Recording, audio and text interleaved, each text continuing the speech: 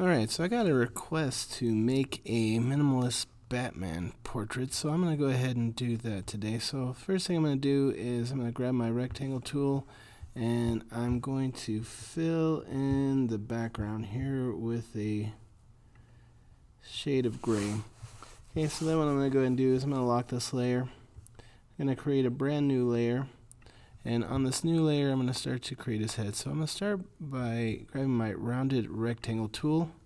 And I'm going to draw a rounded rectangle that I'm going to use to turn into his head here. So maybe I'll go ahead and we'll make this a darker shade of gray here. Okay, then what I'm going to go ahead and do is I'm going to grab my ellipse tool. And I'm going to use that to round out the top of this shape here. So I'll line this up so that the corners of the rounded rectangle and the corners of the circle all meet up perfectly in the middle. So I'll go ahead and grab those two shapes. I'll grab my Pathfinder tool. So again, if you can't find your Pathfinder tool, just look under Window. It's all there in alphabetical order. Okay, so I'm going to go ahead and unite those two shapes together. Then I'm going to go ahead and grab my Direct Selection tool. And I'm going to grab this bottom anchor point. So click, pull that down to create a jawline here for this figure.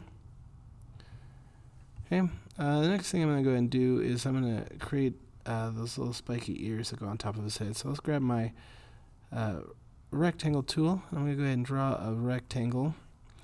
And then what I'm going to do is I'm going to grab my delete anchor point tool, which you'll find underneath the pen tool. I'm going to go ahead and delete one of those anchor points there. Then what I'm going to go ahead and do is I'm going to warp this shape a little bit. So I'm going to go to Effect, Warp, and Arc, and I'm going to set that to vertical. And I'm going to create about, we'll say a 10% bend on that. So set that to vertical, 10% bend, everything else set to 0. I'll go ahead and click OK.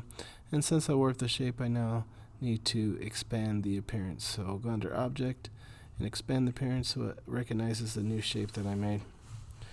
Okay, so now what I'll go ahead and do is I'm going to line this up here on top of the head. I'll make a copy of that by hitting Control C and Control V. I'm going to right click, go to Transform and Reflect. I'll go ahead and reflect that on the vertical and click OK. Line this up here on the opposite side so that it matches what we have over here on the left. So I'll just take my selection tool, grab all those pieces. I'm going to go ahead and unite those together with my Pathfinder. I'm going to put some color back in there. Okay, so now what I'm going to do is I'm going to create a little opening for his mouth. So to do that, I'm going to grab my pen tool and I'm going to come up here. So I'll start my shape outside of the mask. We'll come down to create kind of a triangular point there in the center. Then I'll come straight down through here and close in my shape. Okay, so let's make sure everything is fairly symmetrical. Maybe get this point to sit right here in the middle. So let's use my Direct Selection tool just to make a few little adjustments here, just to balance it out a little bit. Okay, so now I'll go ahead and take my selection tool, grab both those pieces, take my Pathfinder tool again, and this time I'm going to go ahead and divide it. So after I divide it, I'm going to right click and ungroup it. I'll delete this extra bit here, and we'll color this inside part to look more like a skin tone. So let's double click on my fill color, open up this color picker window, and get a nice kind of fleshy tone. So now what I'll go ahead and do is I'm going to take my scissor tool and I'm going to snip this face in half. So I'll click here at the top in the center, then down here at the bottom to split those into two halves, and I'm going to make one side a little bit darker than the other. So use my color picker, click OK.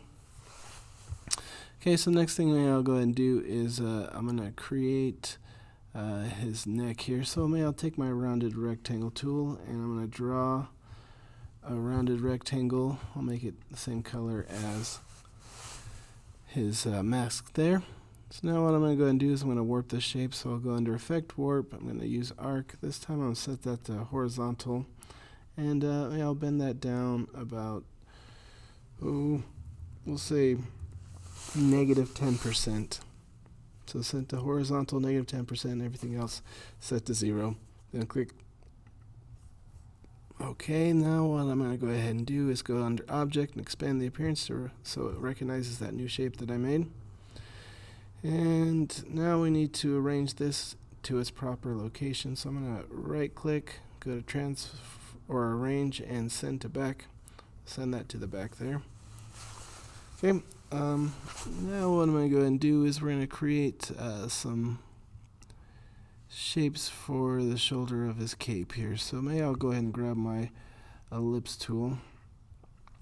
And then what I'm going to go ahead and do is I'm going to go under Effect Warp, and I'm going to use the flag option this time. So I'll set that to horizontal,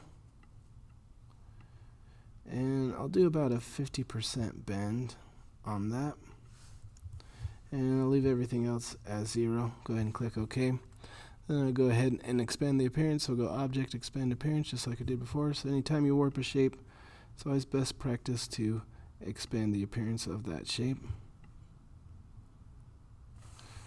Okay, now what I'm going to go ahead and do is make a copy of that by hitting Control-C, Control-V. Then I'm going to right-click, Transform, and Reflect, and I'll reflect that on the vertical. And I'll set this over here on the opposite side. And maybe what I'll go ahead and do is I'll unite this with the neck using my Pathfinder. So unite that together. We'll go ahead and right click, arrange, send that to the back, and I'll just get this color back inside there. Now what I'm going to go ahead and do is we're going to create his bat logo. So I'll grab my ellipse tool, and Batman has 100 different types of logos, so I mean you can pretty much do anything that's bat shaped and that will work for his logo. So I'll start by making an ellipse. I'm going to take this ellipse tool and I'm going to break this up to make some of these bat shapes. So I'll draw a couple of circles here that I'm going to overlap. So I'll do this here on the top side. So line this up here on the opposite side. Let's copy another one. I'll put that on top there. So it's going to start to form this bat shape. Okay, now I'll take this and put this down here at the bottom. Maybe I'll make this one a little bit narrower. Make a copy of that. Put it down here. And then I'm going to go ahead and grab these two shapes. I'll go ahead and unite those together, make a copy of it. And then I'm going to go ahead and right click, transform, and I'm going to go ahead and reflect that here on the other side. Click OK. Now I'll line this up here on the opposite side. So I'm going to select these 3 circles on top. So if you click on the first shape, hold Shift on your keyboard, then you can click multiple shapes. I'm going to go ahead and unite those together. And then I'm going to do the same thing down here. So I'll select that one, hold Shift on my keyboard, select that one, unite together. Okay, so now what I'm going to go ahead and do is I'm going to select all those shapes, use my Pathfinder tool, I'm going to divide it. I'm going to right click to ungroup it, and then I'll just delete this part that I don't need here at the bottom. So there I've got my little Batman logo. So what I'm going to maybe go ahead and do is I'm going to select all those parts, and I'm going to go ahead and remove the stroke from there. So let's bring the stroke to the front, take out the color. And the last thing I'm going to go ahead and do with this is I'm going to create a little cast shadow here on the back of his head. So I'm going to go ahead and open up my layers, lock this layer, unlock this background layer, go to that one, grab my rectangle tool, and I'm going to draw a rectangle here on the side of the head. And I'm going to change the color of that to a lighter shade of gray. Take my direct selection tool and I'm going to line this up here with the ear, create a little bit of a slant down there. Then I'm going to take my transparency tool So if you can't find that, just look under window, scroll down, you'll find it that way. We're going to switch this from normal to multiply. And I might just even make that a little bit lighter so it's not in competition with his mask there. And then I'm going to do the same thing for the other ear. So we'll slant that down. Just take my rectangle tool, create a little cast shadow over there. And I'm going to switch this to multiply 2 using my transparency tool. There we have it.